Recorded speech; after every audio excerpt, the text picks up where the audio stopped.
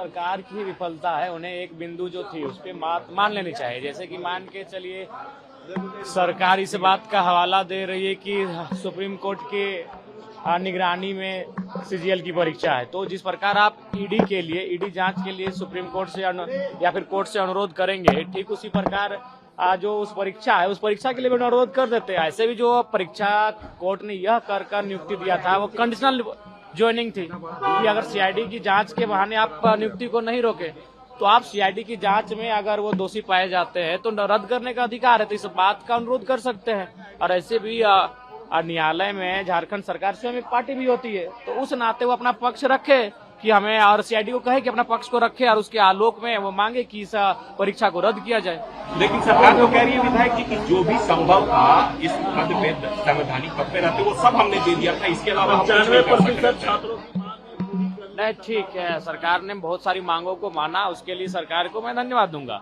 लेकिन जो महत्वपूर्ण मांग है वो है जेएसएससी सीजीएल की परीक्षा, इसमें सबसे ज्यादा धांधली इसी में हुई है। और अभय तिवारी ने स्वयं स्वीकारा कि लगभग 400 अभ्यर्थियों का सिलेक्शन उसने कराया था। बाकायदा मैं कल ही, मुझे देखिए, एक बिहार से व्यक्ति आए, उन्होंने जाकर एक हमारे सचिवालय में एक व्यक्ति काम करते हैं, उन्होंने उसका डेटा दिया, उनका एफआईआर कॉपी सारा वो हमको ला कर दिया कि देखिए उसका बिहार में एफआईआर है, हमने हाफ मर्डर का उस पर मामला दर्ज है और वो हमारे सचिवालय में अधिकारी बना है। तो सवाल है कि उनका कैरेक्टर सर्टिफिकेट कैसे बना। तो ऐसे कई धांधलियां प्रकाश में आएंगे। उन्होंने ये भी दावा किया उस बिहार के व्यक्ति ने, जो हमसे कल मिलने आया था, कि मैं उस व्यक्ति को व्यक्तिगत रूप से जानता हूं, उसमें इतनी योग्यता नहीं थी कि ग्रेजुएट लेवल एग्जाम को क्वालिफाइड कर सके। देखिए मैं कॉपी भी लेकर आया हूं, एफआईआर कॉपी लेकर आया हूं, नाम थोड़ा सा गोपनीय रखता हूं चूंकि वो अधिकारी बना है, तो मैं तर्कों के साथ इस बात को भी सेशन में रखूंगा। तो सीजीएल की परीक्षा में धांधली हुई है और उसी परीक्षा में सीआईडी पे भी सवाल खड़े हुए थे।